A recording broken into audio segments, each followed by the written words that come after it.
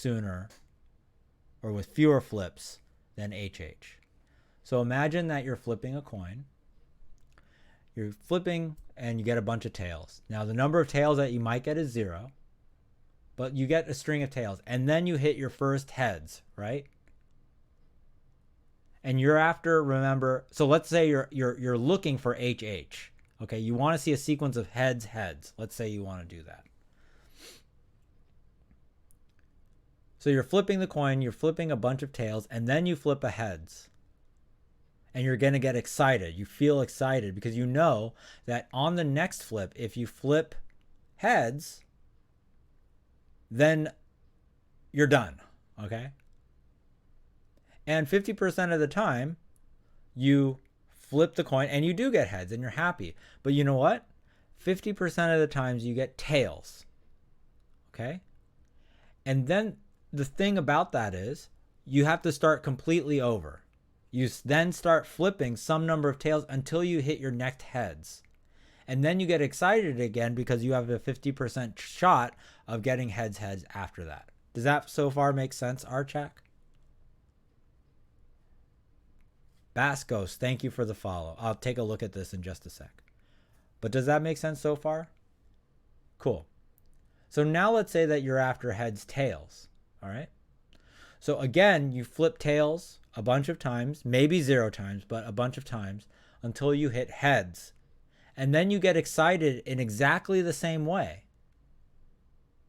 You get excited in exactly the same way as when you were going after heads, heads. When you flip that first heads, you get excited because you know on the next flip, you have a 50-50 chance of getting the tails that you're looking for. And 50% of the time, you do get your tails. But the other 50% of the time, you get heads.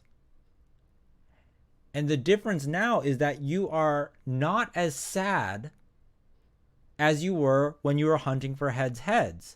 And the reason is because even though you failed to get heads, tails, you have in your sequence heads, heads, right? So you then have again a 50-50 shot of winning. Whereas back when you were doing the heads, heads thing, you had a tails as your last flip, and you needed to work again to get just that first heads. So that's the difference. Page 8.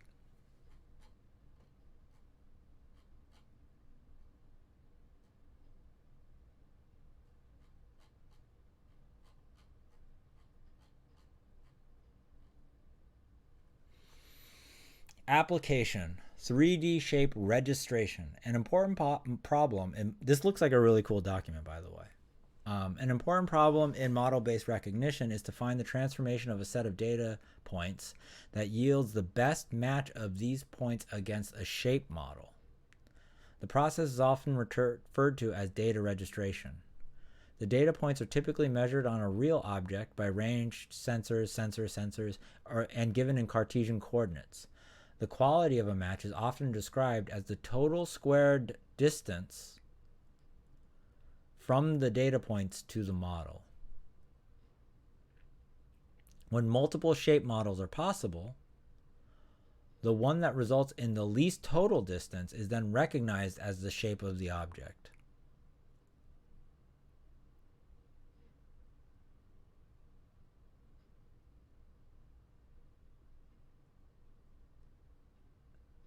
So I'm just trying to understand what this is saying. So we have a set of data which tells us about the position of points on something. Just a data set which consists of positions of points.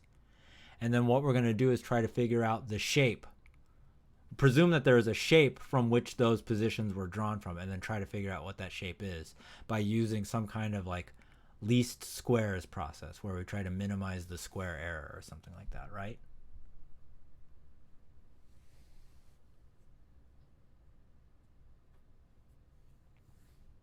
Quaternions are very effective in solving the above least squares based registration problem. Let us begin with a formulation of the problem in 3D. Let P1 through Pn be a set of data points. We assume that P1 and Pn are to be matched against the points Q1 and Qn of the shape model. Namely, the correspondences between the data points and those on the model have been predetermined.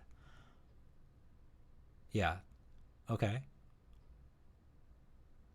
Then the problem is to find a rotation represented by an orthogonal matrix, sure, with determinant r equal to 1. Yeah. So another way, sometimes people talk about that, well, never mind, it doesn't even matter.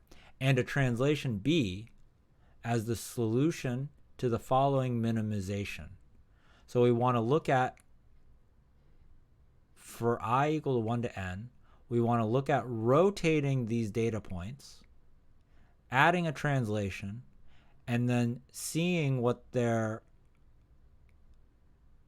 so we have the correspondence already, minimizing. Yeah, okay, that makes perfect sense. So is equation 8 okay with you?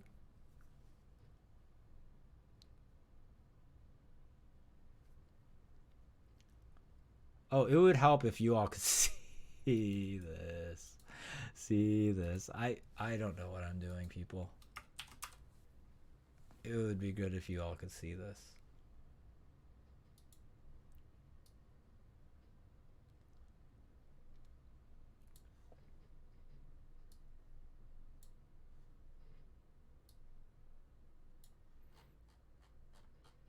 So trying to understand equation 8.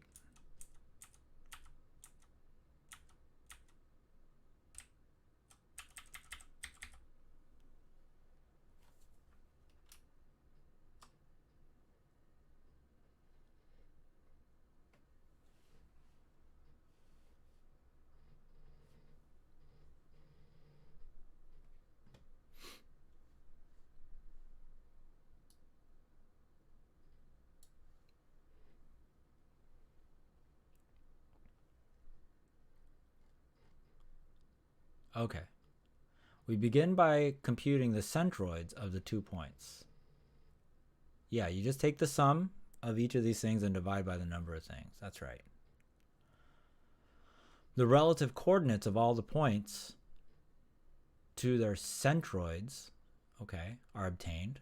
All right.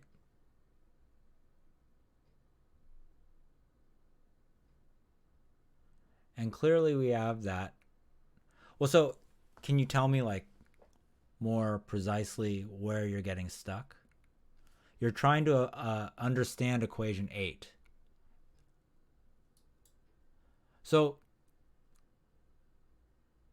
this r here is taking this set of data and rotating it, and then this b here is translating it, that data, by a factor of b, by the vector b. Okay, so just as is described here, you're taking the data, you're rotating it, and then you're translating it. And what you're trying to do is figure out what rotation and what translation will be the best match to the points on the shape model.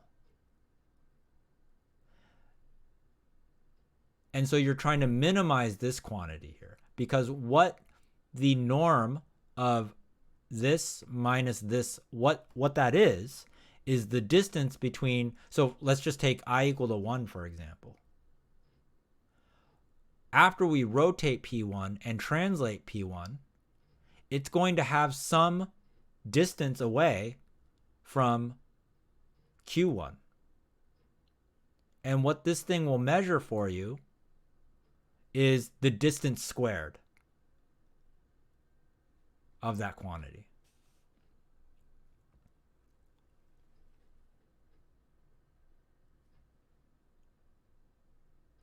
Does that make sense? So like the further away that P1 is from Q1, after we do a particular R and a particular B, the worse this quantity, the bigger this quantity will be. Yeah. And what we want to do is not just focus on just P1 and Q1, but focus on the ensemble of all of these data points and all of these, what they're calling shape model points or whatever, and minimize the sum of that squared distance. So the task is to figure out what R and B are. This stuff is given to you. This stuff is given to you. The R and the B are the things that you're hunting for. These are the things that you want to find. Cool.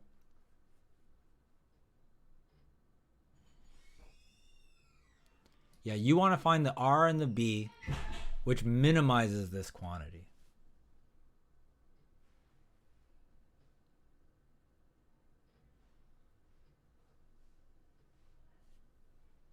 Yeah, I hope that helps.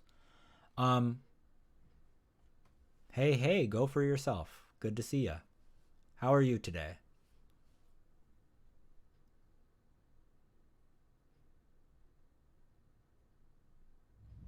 So when they talk about the objective function here, okay, the objective function is very often in any context the thing that you want to optimize. In this case, that means it's the thing that you want to minimize. So the thing that we want to minimize is this sum of distances or squared distances. Cool. Thanks for hanging out. Peace out, Archak. I hope that HTHH thing made sense to you. I really do. And I hope that you'll torture your friends with that, okay?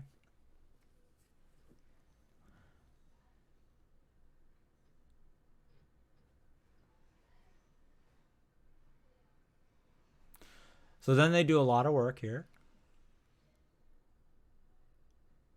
Yeah, it's pretty interesting, huh, Archak? It's cool.